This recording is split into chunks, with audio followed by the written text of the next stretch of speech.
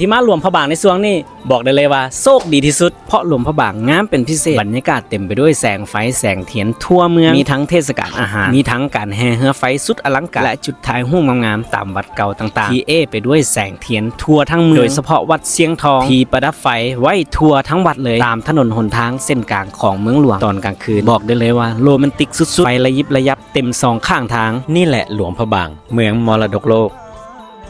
ใครที่ซ่องหาบอลเที่ยวในช่วงนี้ขอแนะนำเลย หลวงพระบาง สมมีวัตถุ